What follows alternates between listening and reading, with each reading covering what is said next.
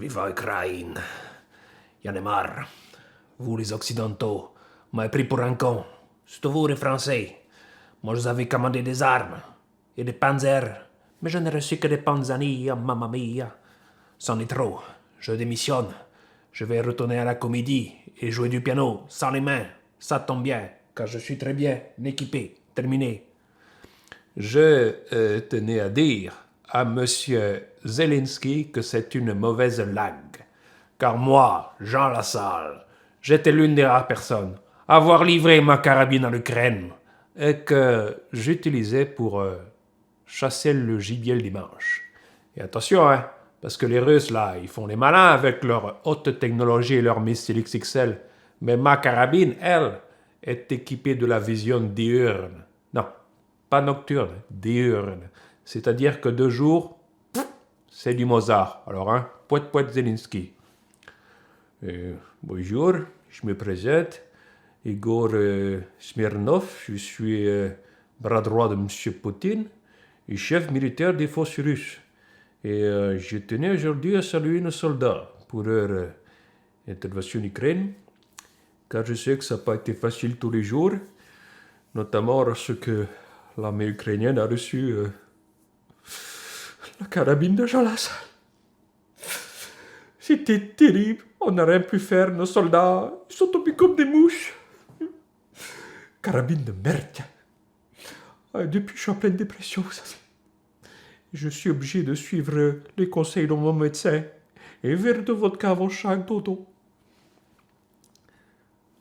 Hi, this is Joe Biden.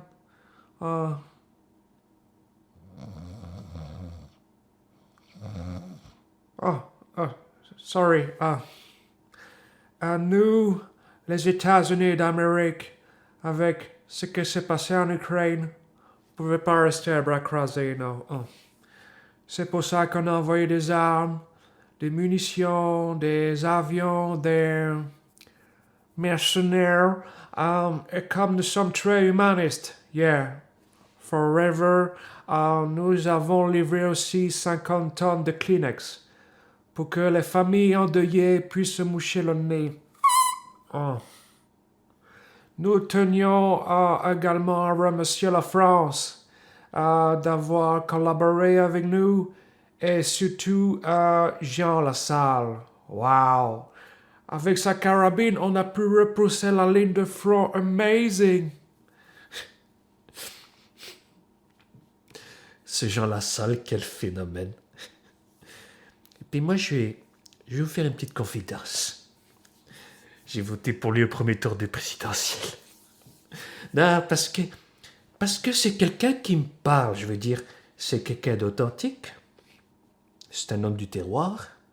Et puis c'est bien mieux que tous ces politiciens et leurs convictions à 2 balles. Non, avec Jean, c'est du concret. Il n'y a pas de chichi. Par contre, la seule chose qui me dérange avec lui, c'est qu'on comprend rien à ce qu'il raconte. Ça, c'est bien vrai. Je t'emmerde.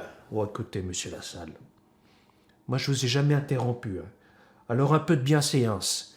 Car sachez que quoi que je dise, quoi que je fasse, la justice sera toujours de mon côté. Alors moi aussi, je peux faire poète.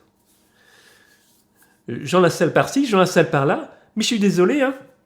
C'est pas lui qui est président de la République. C'est pas lui qui a fait trembler Poutine au Kremlin. Et pourtant, moi, je suis allé à l'essentiel. Hein. Moi, je lui ai dit droit dans les yeux, à 6 mètres de distance, et assis sur ma chaise. Tu sais, Vladimir, moi, mon pays, il est grand comme ça. Ouais, bon, c'était peut-être pas le meilleur exemple. Mais en tout cas, je peux vous garantir qu'à la fin de l'entretien, le Poutine, il était éparpillé façon puzzle. Bon, sinon, revenons à nos moutons avec mon programme pour les années à venir. On va réformer, hein, à fond. On l'a bien vu d'ailleurs avec la fameuse réforme des retraites, qui m'a posé beaucoup de soucis d'ailleurs. J'en ai même pleuré.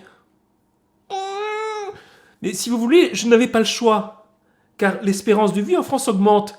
Donc il faut bien qu'à un moment donné, les actifs cotisent plus longtemps. Si on veut continuer à prendre en charge tous ces vieux croutons. Enfin, ça me semble évident. N'est-ce pas, Brigitte?